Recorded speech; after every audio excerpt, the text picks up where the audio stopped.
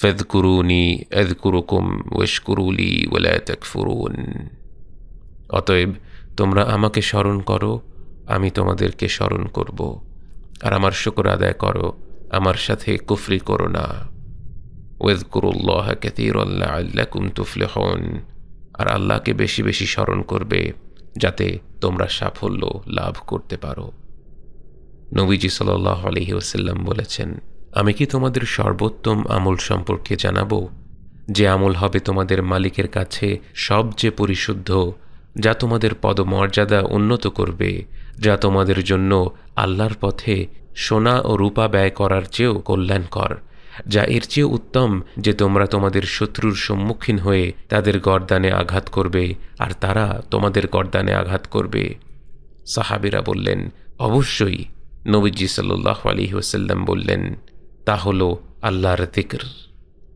যিকর মানে আল্লাহকে স্মরণ করা। কবি বলেন, জিহ্বায় উচ্চারিত প্রতিটি সত্য শব্দ কবিতা। আমরা বলি, জিহ্বায় উচ্চারিত প্রতিটি যিকর অন্তরের জন্য পরিশুদ্ধতা।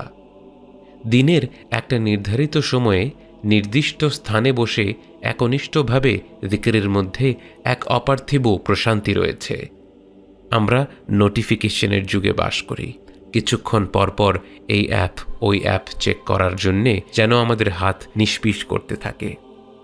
দিনের কিছুটা সময়ে সব নোটিফিকেশন বন্ধ করে নির্জনে বসে আল্লাহকে জিহ্বা ও অন্তর দিয়ে স্মরণ করা আমাদের জন্য অত্যন্ত জরুরি, এবং রমাদান মাসে এর মাহাত্ম্য আরও বেশি। যিকরের বিষয়টি প্রশস্ত। যার যেই যিকরগুলো ভালো লাগে সেই যিকরগুলো করতে পারেন। আল্লাহ ও তাঁর রসূল সাল্লাল্লাহু আলাইহি ওয়াসাল্লামের শিখিয়ে দেয়া কথাগুলোই হলো শ্রেষ্ঠ যিকর, এবং যে কোনো বিশ্বস্ত দোয়া ও যিকরের বই থেকে আমরা উত্তম যিকরগুলো শিখে নিতে পারি। যেমন, যে প্রতিটি ফরজ নামাজের পর ৩৩ বার সুবহানাল্লাহ, ৩৩ বার আলহামদুলিল্লাহ, ৩৩ বার আল্লাহু আকবার এবং একবার লা ইলাহা ইল্লাল্লাহ ওয়াহদাহু লা শারীকা লাহ লাহুল মুলকু ওয়া লাহুল হামদু ওয়া হুয়া আলা কুল্লি শাইইন কাদির পাঠ করবে, তার সকল গুনাহ মাফ করে দেওয়া হবে, যদিও কিনা তা সমুদ্রের ফেনার মতো হয়, অর্থাৎ অনেক বেশি হয়। আমরা যদি কখনো মোবাইলে টাইমার অন করে এই যিকরগুলো করি, আমরা দেখব আমাদের বড়জোর ২ থেকে ৩ মিনিট সময় ব্যয় হয়েছে।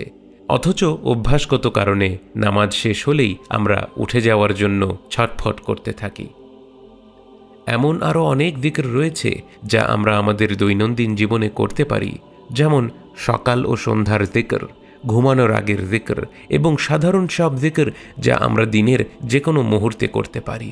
আমরা যখন যিকর করি তখন যদি তাতে মন নাও বসে, তাও আমাদের অভ্যাসটি গড়ে তোলা উচিত, কারণ শুধুমাত্র এই শব্দগুলো উচ্চারণ করলেই এতে আমাদের জন্য বিরাট কল্যাণ রয়েছে।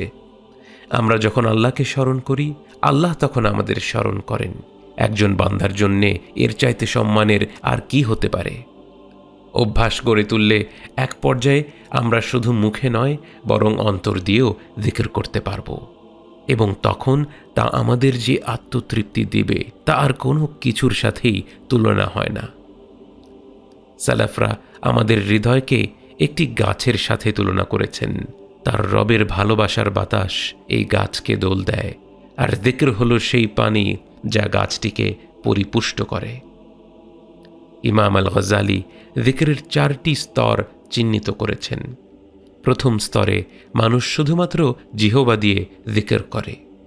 দ্বিতীয় স্তরে অন্তর যিকরের অর্থগুলো উপলব্ধি করে, তবে সে এ কাজে অটল থাকতে পারে না।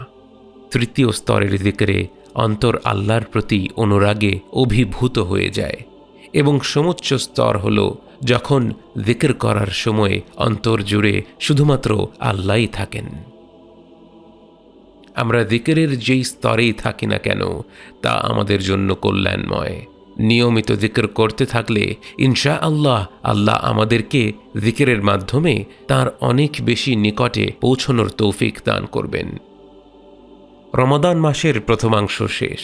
আসুন আমরা প্রতিদিন কিছুটা সময় স্থির হয়ে বসে একনিষ্ঠ মনে আল্লাহকে স্মরণ করি। নিশ্চয়ই আল্লাহ আমাদের স্মরণ করবেন, এবং এর ফলে আমরা আমাদের রবকে আরও গভীরভাবে ভালোবাসতে পারব, এবং নিশ্চয়ই আল্লাহ আমাদেরকে আরও গভীরভাবে ভালোবাসবেন।